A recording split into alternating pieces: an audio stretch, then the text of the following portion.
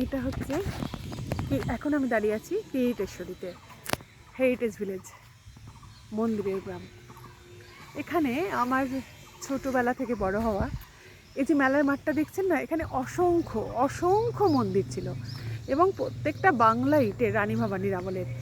সেইগুলো এখন সংস্কার হয়েছে, কিন্তু সেই সংস্কারের নামে কিন্তু ইতিহাসটা অনেকটাই মানে ইতিহাসটা নষ্ট হয়েছে। ইতিহাস মানে যে বাংলা ইটের গায়ে ইতিহাস লেগে থাকতো, সেইটা নষ্ট হয়েছে।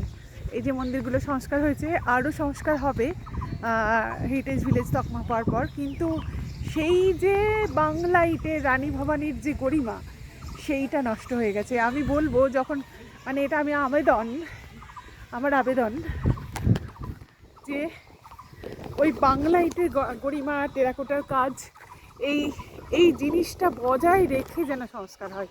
তাহলে এই যে জায়গাটা যে হেরিটেজের তকমা পেল, এই যে হেরিটেজের তকমা পেল, সেইটা কিন্তু ঠিকঠাক হবে।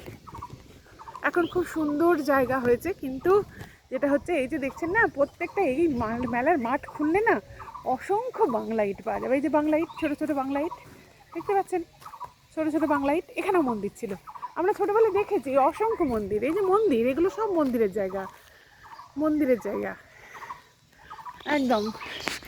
এই মন্দিরটা খুব ভালো করে সংস্কার হয়েছে, কিন্তু ওই স্ট্রাকচারটা রেখেছে, কিন্তু ওই বাংলা ইটকে তো আর খুঁজে পাবো না, এই ছোটো ছোটো বাংলা ইট। সেইটা ইতিহাসকে সংরক্ষণ করতে গেলে ইতিহাসকে রেলিক্সটা, সেই রেলিক্সেরই মূল্য অনেক। এই মন্দিরগুলো খুব চাকচক্য জাঁকজমক, কিন্তু সেই যে রানী ভবানীর ফ্লেভার সেটা কিন্তু নেই, সেখানে নেই। এই পুকুরটারও কিন্তু ঐতিহাসিক গুরুত্ব আছে। আর এই যে এটা মন্দির, এটাকেই কিরিটেশ্বরীর আদি মন্দির হিসেবে অনেকেই বলেন। আর আমার যেহেতু বেড়ে ওঠা এখানে, তাই এখানকার প্রত্যেকটা ইট, প্রত্যেকটা মন্দির আমার কাছে চেনা। বট গাছের সঙ্গে লেগেছিল একটা মন্দির, দেখি ওটার অস্তিত্ব আছে নাকি, আপনাদের দেখাই। হ্যাঁ, এই যে দেখতে পাচ্ছেন, এখনো রেলিক্স আছে, দেখতে পাচ্ছেন দূরে এই যে মন্দির, ওই যে মন্দিরটা ঝাঁপ দেওয়া আছে, হয়তো সংস্কার হবে।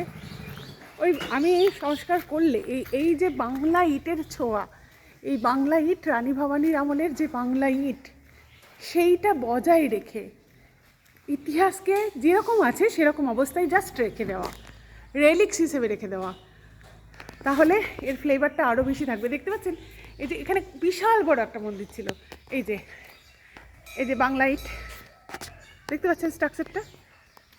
এই মন্দিরটা কিছুদিন আগেও ঠিক ছিল, এই বটগাছটাই এই মন্দিরটাকে কিছুটা ধরে রেখেছে।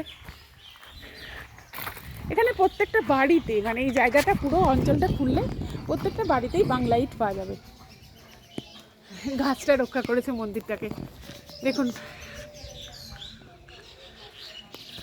এই যে এই রেলিক্স, আমি ওই রেলিক্স ইতিহাস ভালোবাসি, আঞ্চলিক ইতিহাস ভীষণ আমার ভালো লাগার বিষয়। সেই জন্য আমি এখনও বাংলা ইটগুলোকে এলে খুঁজি। সংস্কার হচ্ছে, কিন্তু তাতে আধুনিকতার প্রলেপ, তাতে ইতিহাস ছিল এখানে সেটা বলা যাবে, কিন্তু সেই ইতিহাসের রেলিক্সগুলোকে আমাদের ভালো করে সংরক্ষণ করতে হবে। এবার আমরা যাচ্ছি আদি মন্দিরের দিকে। আদি মন্দির, এখানে প্রণাম করব, মায়ের দর্শন করাবো।